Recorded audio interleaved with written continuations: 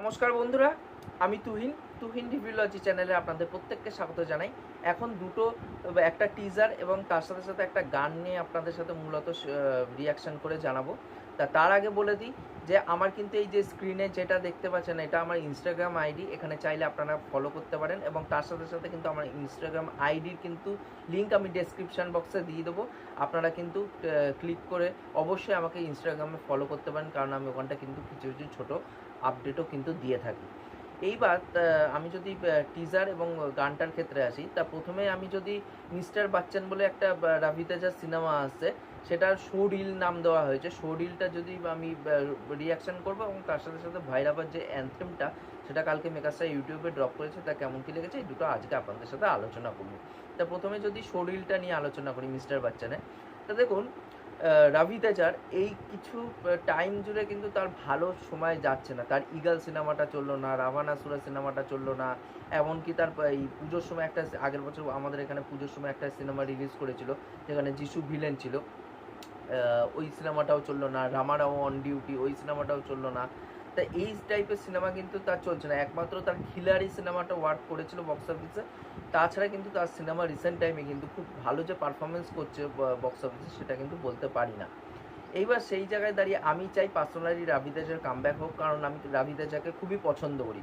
আমার তার ভালো লাগে, তার ওই স্ক্রিন প্রেজেন্স, তার ওই কমিক টাইম খুবই ভালো লাগে। এবং তার সাথে সাথে কিন্তু আমার মাও কিন্তু খুবই ফ্যান, মানে রাভি তেজার বড় ফ্যান বলা যেতে পারে। কারণ আমার মা যখনই রাভি তেজার সিনেমা, আমার মাও কিন্তু সাউথের সিনেমা দেখে, হ্যাঁ কন্টিনিউ, কারণ আমার থেকেই এই ধাপ্তা লেগেছে। এবার সেই জায়গায় দাঁড়িয়ে যখন রাভি তেজার সিনেমা দেয় টিভিতে, মা তখন একটাই কথা বলে, ওই ছ্যাবলা নায়কের সিনেমা চলে আসলো।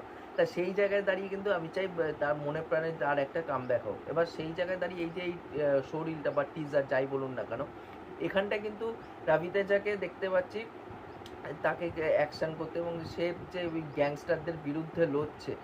আর তার থেকেও বড় কথা হচ্ছে তার যে ওই সোয়াগার, তার যে ওই প্রেজেন্সটা, সেটা কিন্তু খুব সুন্দর করে এখানে প্রেজেন্ট করা হয়েছে। এবং তার থেকেও বড় কথা, আমি এইটা খুব মানে রিসেন্ট টাইমে ফলো করছি জিনিসগুলো, যে রাভি তেজা যতগুলো সিনেমা করছে সেই সিনেমাগুলো ক্ষেত্রে কিন্তু সেইভাবে কিন্তু মানে কমেডি কিন্তু রাখছে না, তাকে কিন্তু পুরো সিরিয়াস টোনেই কিন্তু ইউজ করা হচ্ছে। রামারাও অন ডিউটি হোক, বা পুজোর সময় যে এই সিনেমাটা রিলিজ করলো ওইটা হোক, বা খিলাড়ি হোক, ইগাল হোক, এই টাইপের সিনেমাতে কিন্তু তাকে সেইভাবে কিন্তু মানে কমিক রোলে আমরা দেখতে পাচ্ছি না, তাকে একটা রাগী ভার্সনেই আমরা দেখতে পাচ্ছি। কারণ সে কমেডিতে সিদ্ধহস্ত আমরা প্রত্যেকেই জানি, কিন্তু সেই জিনিসটা দেখতে হচ্ছে সেটা কিন্তু এখানটায় থ্রু আউট মেনটেন করা হয়েছে। এবং রাভি তেজা কিন্তু মানে মানে অমিতাভ বচ্চনের সব থেকে বড় ফ্যান, কারণ ডন চান্দু বলে যে সিনেমাটা আছে, যেটা হিন্দি ডাবডের নাম সবসে বড়া ডন, যেটার থেকে বাংলায় আবার জিৎ রিমেক করেছিল বাদশাদা ডন বলে।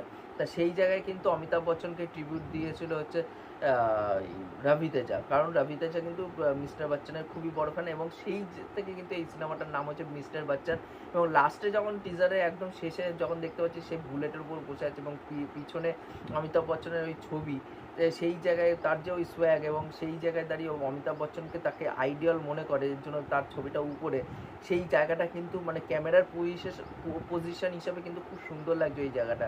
আমার কিন্তু এই শোকেসটা কিন্তু খুবই ভালো লেগেছে। আমি চাইবো মনে প্রাণে যে এই সিনেমাটা অ্যাটলিস্ট ভালো হোক, কারণ রবি তেজার সিনেমা কিন্তু ভালো হচ্ছে না সেইভাবে, গল্পের দিক দিয়ে খুবই বাজে হচ্ছে।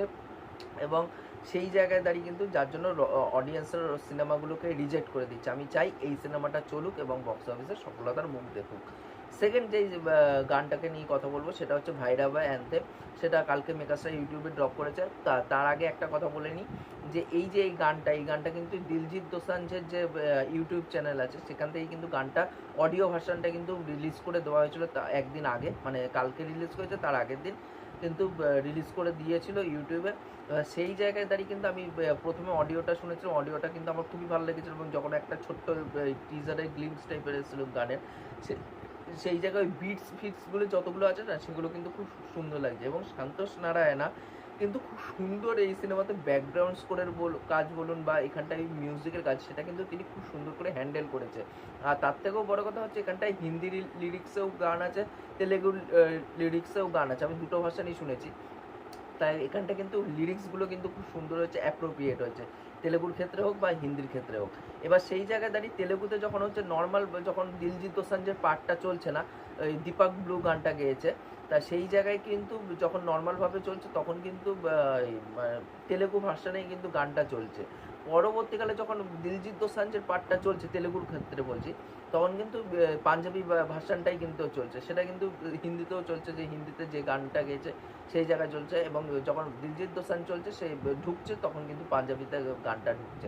তাই এই যে অথেন্টিসিটিটা মেনটেন করে রাখা, যখন বিভিন্ন ওই আশওয়াত্থামার গ্লিমস বলুন, বা যখন ওই বুজ্জির ক্যারেক্টারটার কিছু ইন্ট্রোডাকশন ভিডিও এসেছিলো, তখন কিন্তু হিন্দি তেলেগু এই মিক্স রেখে কিন্তু সেই ডায়লগগুলো ডিজাইন করা হয়েছে, যার জন্য কী হচ্ছে একটা অথেন্টিসিটি কিন্তু ফিল করাতে পারছে।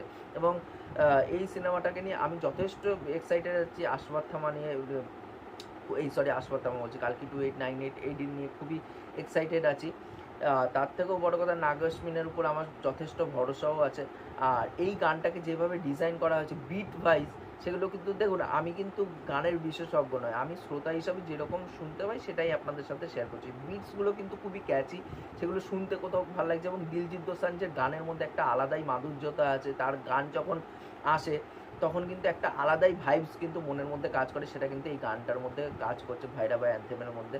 এবং প্রভাস এবং দিলজিৎ দোসাঞ্জ যখন ওই পাঞ্জাবি অ্যাটোয়ারে ঢোকে, তাদের দুইজনকে খুবই ভালো লাগে। এবং আমি সত্যিই খুব খুশি হচ্ছি যে তেলেগু ফিল্ম মেকার্সরা কিন্তু অন্যান্য যারা ভাষাভাষীর মানুষ আছে তাদের যে জিনিসপত্র, কালচারাল জিনিসপত্র, সেগুলো কিন্তু সিনেমার মধ্যে রেখেছে। যেরকম দিলজিৎ দোসাঞ্জ পাঞ্জাব থেকে এসে, যেহেতু তার ওই পাঞ্জাবি যে জিনিসপত্র সেগুলো কিন্তু এই গানটার মধ্যে ঢোকানো হয়েছে, সেগুলো আমার টোটালে কিন্তু খুব ভালো লেগেছে। এবং সেট ডিজাইনটা, এটা কিন্তু লিরিক্যাল ভিডিও না, এখানটায় কিছু পোর্শনে আমরা দেখতে পাচ্ছি দিলজিৎ দোসাঞ্জ এবং প্রভাসকে, এবং তার থেকেও তার সাথে সাথে আমরা দেখতে পাচ্ছি যে কিছু সিনেমার গ্লিপস, যেগুলো ট্রেলার টিজারে দেখানো হয়েছে।